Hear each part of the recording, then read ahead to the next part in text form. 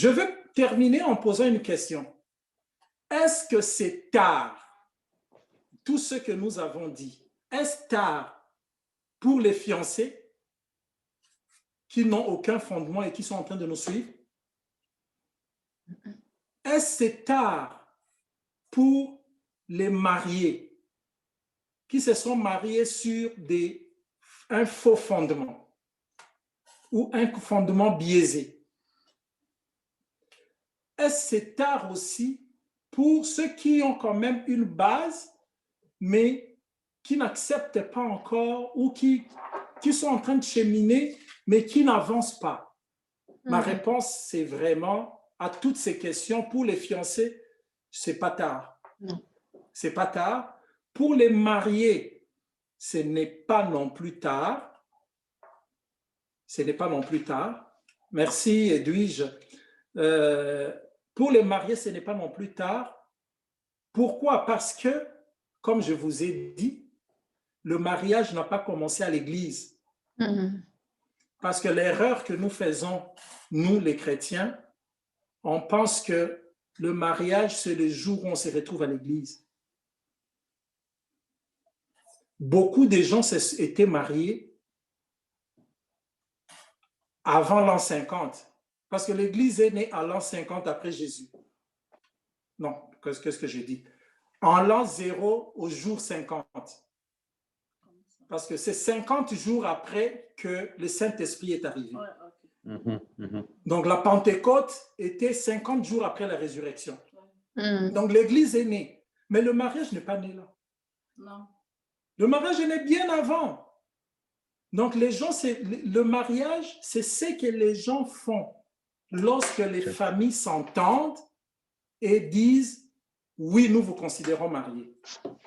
Mais pour nous les chrétiens, sachant qu'on ne fait rien sans la bénédiction, on veut consommer le mariage, on préfère consommer le mariage seulement après la bénédiction. Mais ce n'est pas la bénédiction qui fait que maintenant je suis marié. Je ne sais pas s'il y a des questions à ce sujet parce que c'est souvent, c'est très vaste. Je demanderais vraiment à Joël et Emmanuel à voir ça parce qu'eux, ils ont vraiment un ministère par rapport à ça. Merci Dali. Donc, le mariage a commencé bien avant. Donc, ça veut dire que ce n'est pas tard. Ça peut se faire aujourd'hui que moi, j'ai eu la grâce. J'ai eu la grâce. Pourquoi j'ai dit la grâce? Parce que j'étais déjà chrétien converti et dans mes critères de mariage, il y avait ça. Je vous ferai même une confidence. Une confidence, c'est que j'avais dit, ah Seigneur, si je peux avoir vraiment une femme qui prie, ça va être bien. Ça c'était parmi mes critères. Alors, les 6 premiers mois de mariage, je commençais à dire, ah Seigneur, j'avais demandé une femme qui prie, mais là, c'est un peu exagéré. Parce qu'il y avait la prière à 6 heures, il y avait la prière à midi, il y avait la prière à 18 heures, il y avait la prière, donc elle était vraiment là-dedans. Donc, vous voyez un peu, il y avait tout ça. Donc, c'est qu'on demande, j'avais eu cette grâce-là. Mais malgré cette grâce-là, comprendre le mariage comme je le comprends aujourd'hui, n'est venu que, je peux dire, 5, 6, 7, 8, 10 ans après. Ça veut dire que nous tous là, on chemine là-dedans. Donc, quelqu'un ils se sont mariés sans être chrétiens. Dieu les voit mariés. Personne ne peut dire qu'ils ne sont pas mariés parce qu'ils ne sont pas venus à l'église. Mais le jour où ils vont rencontrer les principes du roc, ils vont dire, nous venons qu'aujourd'hui, on nous bénisse d'après ces principes-là. Mais ça ne veut pas dire que c'est ce jour-là qu'ils sont mariés. Ils se sont mariés. Donc, il y a encore moyen pour les fiancés, pour les mariés, de creuser et de poser son mariage sur les fondements qui est Jésus-Christ, le modèle parfait. Amen. Amen. Amen. Amen. Amen. Amen. On a 2 personnes qui ont levé la main. Bibiche. Bonjour, shalom à tous. C'était vraiment très intéressant et très édifiant. Mon nom, c'est Bibiche. Alors, je voulais juste un peu répondre à la question pour dire que non, ce n'est vraiment pas trop tard. Et je pense que le pasteur Aimé va se souvenir d'une conversation qu'on avait eue et il en a parlé ici. Il m'expliquait que dans le mariage, on était quelque part et puis il était en train de m'expliquer que dans le mariage, c'est qu'en fait, c'est d'abord de rendre l'autre heureux. C'est des principes, je pense, que je connaissais, mais un peu vaguement. Je vais vous expliquer un peu, pas vaguement, mais je vais vous expliquer que quand il m'a parlé, je ne sais pas si c'est sa voix. Maman Joël, il ne faut pas être fâchée, mais je ne sais pas si c'est sa voix qui a comme essayé de faire le déclic en moi. C'est quelque chose que je connaissais parce que je m'étais mariée à quand il me parlait. Ça faisait 17 ans. Ça faisait 17 ans. Et quand il m'a dit ça, je savais mais je ne savais pas que c'était ça le but principal. Ben, pas un but principal, mais que c'était primordial de bien comprendre le mariage en allant dans le mariage, c'est qu'on veut rendre l'autre heureux. On veut vraiment se donner. Et la façon qu'il me l'avait expliqué, comme il a expliqué maintenant, c'était tellement clair, c'était tellement certainement l'Esprit de Dieu que je l'avais compris 17 ans. Je vous parle j'étais 17 ans dans le mariage, je suis une chrétienne, je crois en Dieu, je suis une servante de Dieu. Alors, c'est pour dire que non, c'est pas trop tard et on a toujours besoin à un moment donné dans la vie de comprendre et d'entendre ces choses qui, des fois, Dieu les a mis à eux, à ce couple. Je pense que Dieu les a bénis d'une façon différente. C'est ça aussi le corps de Christ. Et d'entendre dire ça, peu importe. C'est très, très important. Je bénis le Seigneur pour ceux qui ne sont pas encore mariés, qui vont entendre ça parce qu'ils vont rentrer dans le mariage avec une autre perception. Et pour ceux qui sont déjà dans le mariage, c'est important aussi parce qu'il n'y a rien qui est perdu et on apprend tous les jours. Et c'est vraiment une bénédiction que d'avoir, de partager ce moment. Et quand je pense qu'on comprend ces choses, qu'on comprend que quand on rentre dans le mariage, c'est pour rendre heureux, c'est que moi, j'avais compris après, j'avais compris que ça rejoint le principe même de l'amour de Dieu. De l'amour de Dieu qui a donné Jésus-Christ pour nous. De cet amour véritable de Dieu. Ça nous apprend vraiment à rentrer avec une certaine maturité dans le mariage. Ça nous apprend vraiment la base même de l'amour de Dieu qui a donné Jésus-Christ pour nous.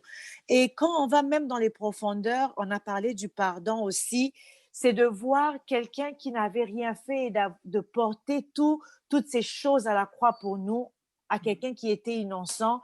Même ça, dans le principe du monde, il n'y a pas de calcul. Il n'y a pas de calcul. C'est au-delà de tous les calculs imaginables qu'on pouvait avoir.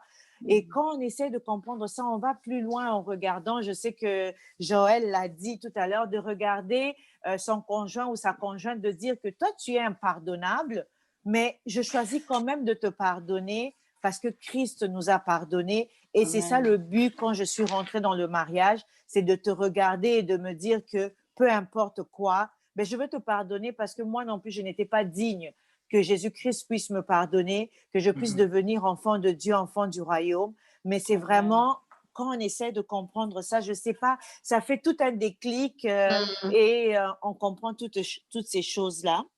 Et je bénis le Seigneur encore parce qu'au début, j'ai eu un peu de difficulté pour rentrer, mais je bénis le Seigneur parce que je ne voulais vraiment pas manquer ça.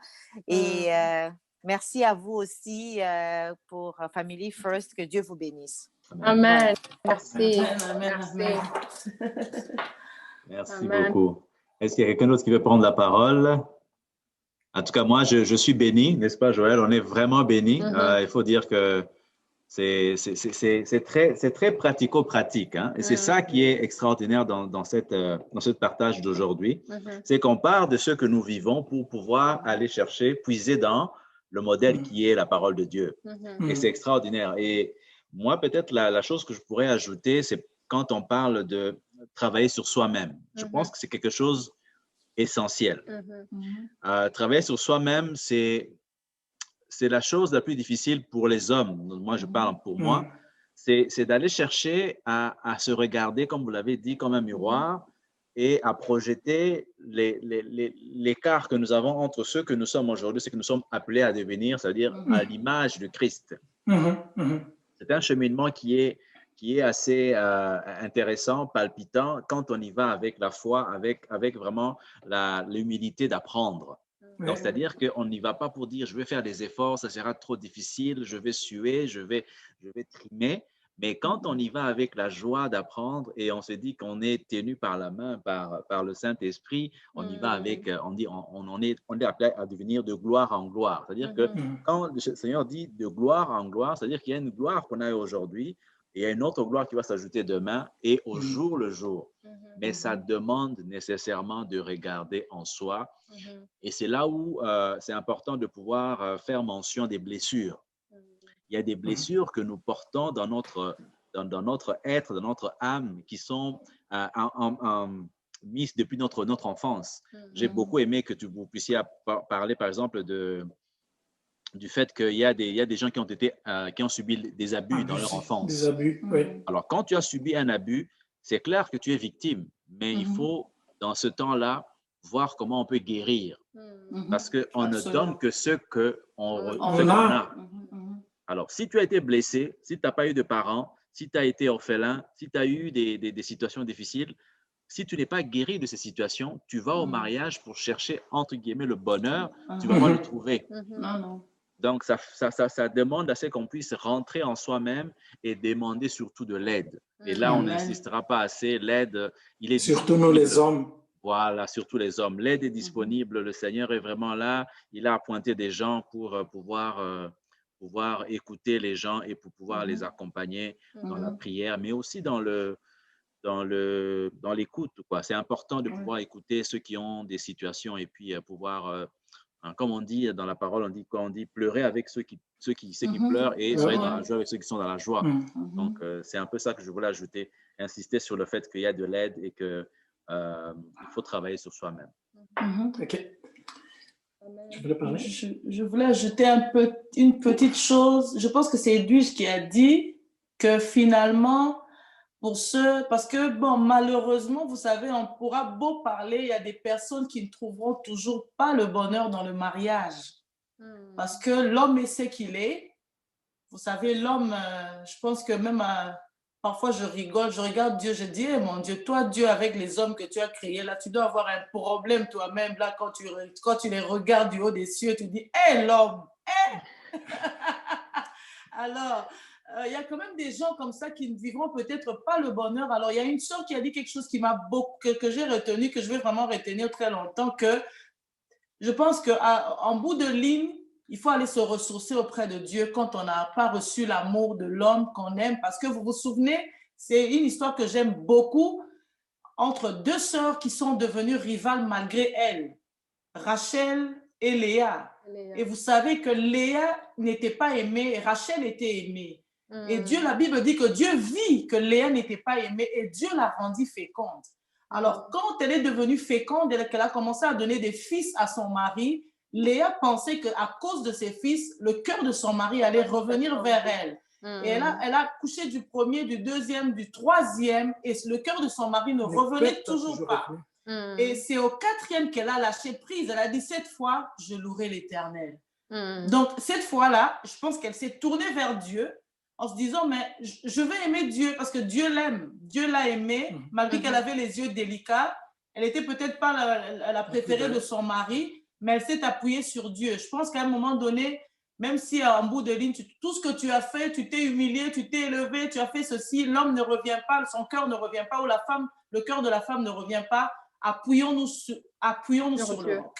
Amen. Voilà. Appuyons-nous sur le roc, recevons l'amour du roc et voilà, contentons-nous jusqu'à ce que peut-être il y aura un changement, espérons, avant que Jésus ne revienne, s'il y a un changement, gloire à Dieu. Sinon, nous vivons le vrai bonheur dans les bras de l'agneau de Dieu qui est notre époux. Amen.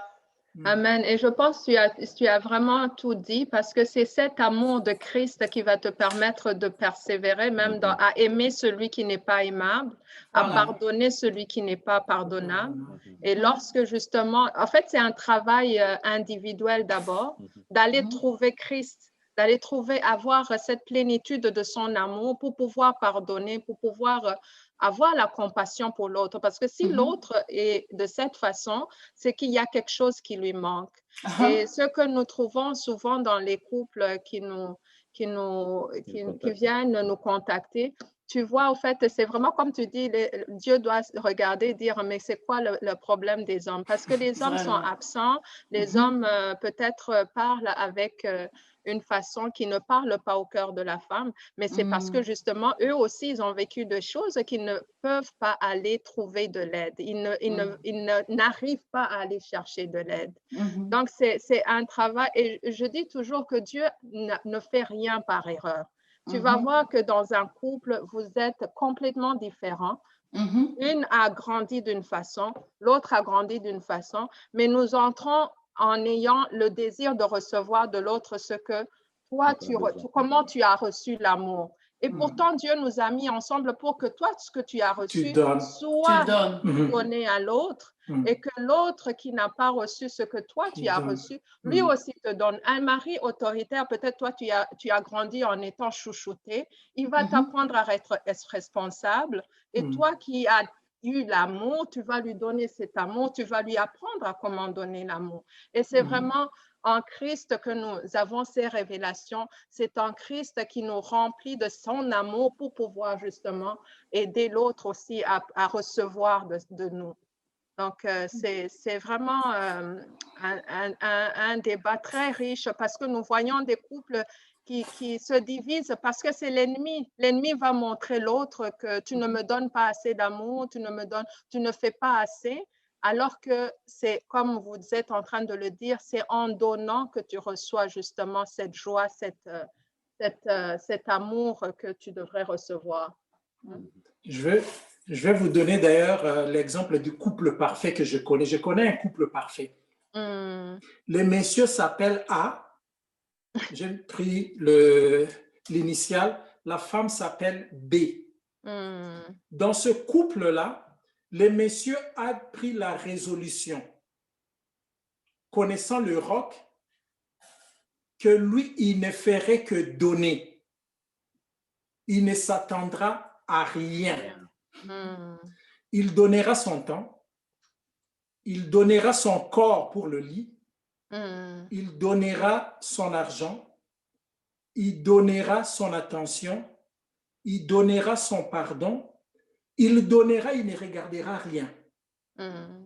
Et dans ce couple-là, B, qui est la conjointe de A, s'est aussi ressourcée sur le roc et a pris la décision de ne rien attendre de A, mais de lui donner son temps, son attention, son lit, son corps, son amour. Donc, en fait, finalement, je me suis rendu compte que oui, c'est le couple parfait parce que dans ce couple-là, finalement, personne ne manque de rien. Ils ont toujours, personne ne manque de rien. Et pourtant, personne n'a réfléchi en termes de recevoir. Les deux ont réfléchi en termes de donner et c'est un couple qui ne manque de rien. Amen. Amen. Amen. Extraordinaire, extraordinaire. C'est l'amour, en fait, inconditionnel. Voilà. C'est l'amour inconditionnel, c'est-à-dire que je ne t'aime pas parce que tu as été gentil avec moi, je ne t'aime pas parce que j'ai reçu de l'argent de toi, je ne t'aime pas parce que tu m'as fait un sourire, je ne t'aime pas parce que tu m'as fait un enfant, je ne t'aime pas, extraordinaire, etc. Donc, c'est un amour inconditionnel. Alors, on va peut-être finaliser notre rencontre d'ici 10 minutes. S'il y a quelqu'un qui veut ajouter quelque chose, poser une question, on est là, on veut vraiment respecter le temps, mais on veut aussi non pas laisser des gens partir sur leur soif aussi. Donc, s'il y a des besoins de questions, d'éclaircissements, ou même un commentaire, une édification, une exhortation, n'hésitez pas, on est là pour partager ensemble ce que le Seigneur a mis dans votre cœur. Ne partez pas avec notre bénédiction. Amen. Amen. Vous pouvez enlever le mute et juste parler si vous avez une chose à nous partager aussi. Amen, amen. Oui, amen. Oui, je voudrais tout simplement dire que j'ai été tellement bénie parce que ces moments, je dirais, d'enseignement a été très, très, très édifiante. Amen. Je remercie le Seigneur véritablement pour le couple de par votre obéissance, parce qu'il faut vraiment aimer Dieu, s'aimer soi-même et de vouloir partager l'amour, parce que c'est l'amour que vous donnez à chacun qui a fait que dans l'union, nous sommes en train de profiter de ces moments. Amen. Amen. Amen. Je prie afin que le Seigneur, lui qui est véritablement la source de l'amour inconditionnel agapé, puisse vous remplir, que vous soyez débordant, que vous restiez toujours ce vase dont il a besoin afin de pouvoir aller de l'avant et vraiment avancer et glorieusement dans votre mission au nom puissant de Jésus. Amen. Amen. Amen. Amen. Que Dieu te bénisse, Edwige. Oui. Amen. Je voudrais dire que vraiment découvrir l'amour de Dieu, se connecter et savoir son identité en Dieu nous fait tellement grandir extraordinairement parce qu'il nous renouvelle chaque jour et il nous transforme, même si nous-mêmes nous ne le voyons pas, les gens le voient autour de nous. En fait, il nous utilise comme une étoile et les gens voient Dieu à travers nos vies. Les gens voient Dieu, la grandeur de Dieu, la beauté de Dieu à travers nos vies. Donc, c'est vraiment important qu'à un moment donné, nous puissions lâcher prise et laisser abandonner tout dans la main de Dieu, afin qu'il nous façonne pour que nous reflétions encore plus sa gloire.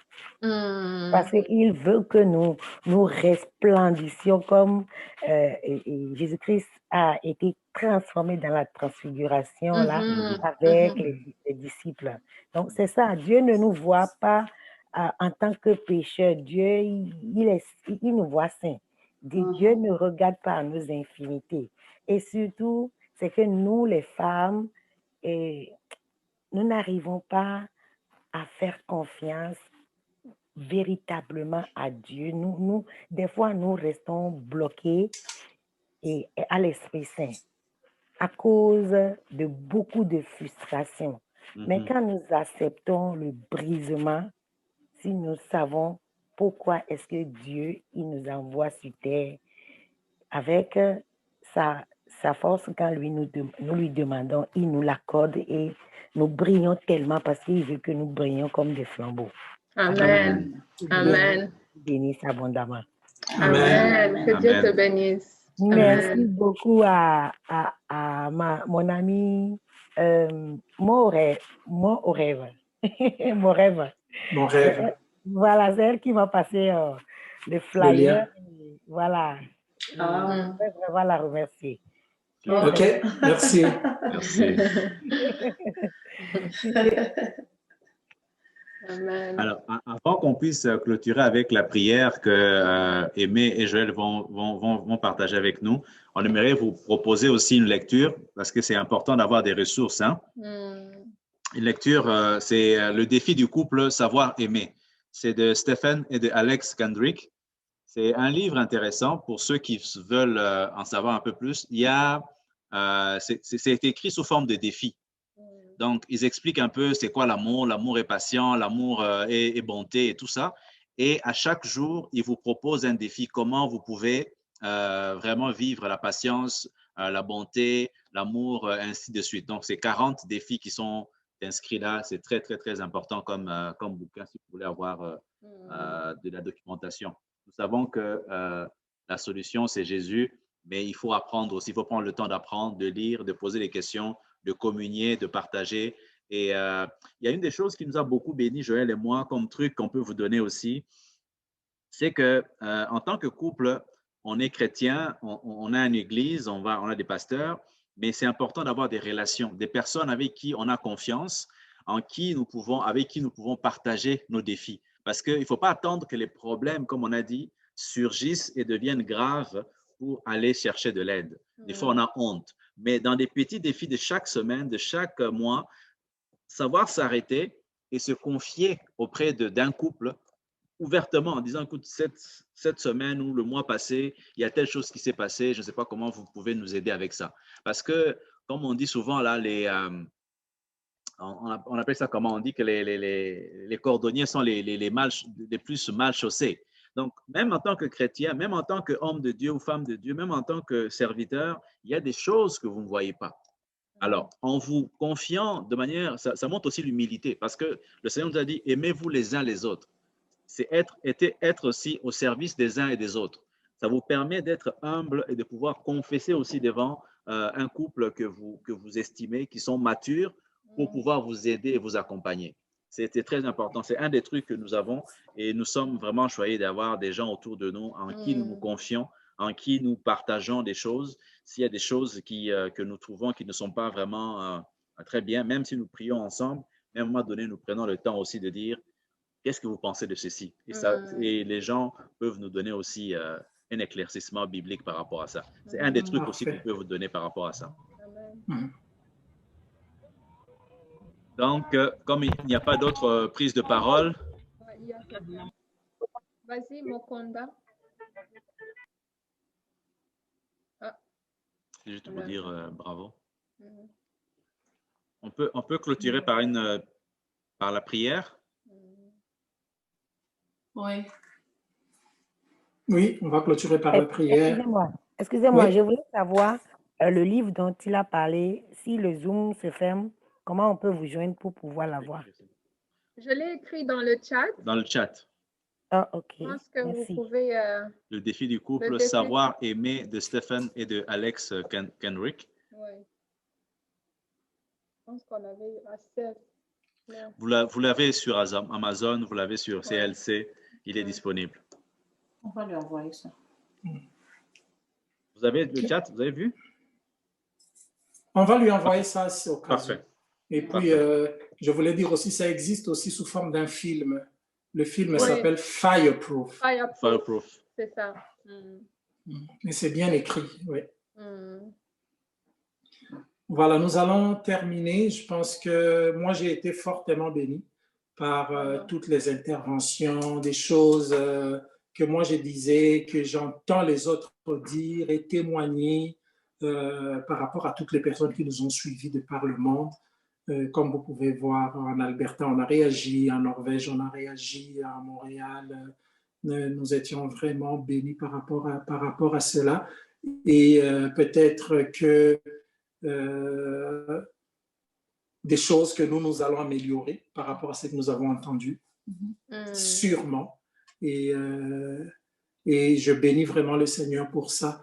Nous allons prier. Je vais faire la prière de clôture. Elle va être simple. C'est vraiment pour que, en sortant de cette réunion, nous ne soyons pas comme nous sommes venus. Éternel notre Dieu, c'est à toi que nous venons dire merci. Merci, Seigneur. 2 heures sont passées en train de partager sur ce que toi tu es. 2 heures sont passées en train de partager sur tes principes. 2 heures sont passées en train de partager sur le mariage, parce qu'en réalité, Seigneur, le mariage, c'est toi. C'est toi et l'épouse. Tu es l'époux et l'épouse, c'est l'Église. Permets que toute personne qui a entendu, qui a participé à cette rencontre, ô Seigneur, puisse vivre son mariage à la lumière de ce que toi tu es pour l'Église. Je disais encore à un frère hier, je ne te vois pas après l'enlèvement, vivant avec l'Église, dire à l'Église, j'en ai marre de toi. Parce qu'une fois qu'il y aura les noces de l'agneau, tu vivras éternellement avec l'Église. Seigneur, bénis toute personne qui écoute ceci. Bénis toute personne qui a participé. Que nous puissions réformer nos voies afin que nous vivions des mariages bénis et heureux. Que nous vivions heureux dans nos mariages avant même que toi tu ne viennes. Parce que lorsque tu viendras, au ciel, il n'y aura pas de mariage. Mais pendant que tu nous les donnes, nous te donnons nos vies, afin que toi seul, tu agisses. Dans le précieux nom de Jésus, nous avons prié. Amen. Amen. Amen. Amen. Amen. Amen. Amen. Merci infiniment. Beaucoup. Merci beaucoup, mon frère. Merci beaucoup, ma sœur. Merci à vous. Écoute, c'est très, très, très... c'est un privilège de pouvoir être là, de nous retrouver pour pouvoir partager tout ça. Ce n'est pas donné à tout le monde, c'est vraiment ce que le Seigneur avait prévu. Nous le savons tous. C'est lui qui a prévu des œuvres merveilleuses afin que nous puissions les pratiquer, n'est-ce pas? Et c'est ça que nous sommes en train de vivre. C'est vraiment un honneur. Et avoir Aimé et Joël, finalement, les Joël sont spéciales. Hein? En tout cas, apparemment, je le dis, elles sont spéciales, mais malheur à celui qui les prendra comme repère des critères que le nom Joël. Voilà. Il ne faut pas choisir Joël pour Joël. Il faut choisir Joël en ayant creusé. Exactement, en ayant vraiment creusé. En tout cas, merci beaucoup à vous tous qui êtes un peu loin, qui êtes au Congo, un peu partout, en Norvège, en Alberta, pour tous ceux qui nous ont connectés aussi au niveau de la grande région de Montréal. En tout cas, on vous attend le samedi 27 en même connexion sur le thème « L'amour de A à Z ». Donc, vous êtes les bienvenus. Merci. Dieu vous bénisse. Bye. Bye bye.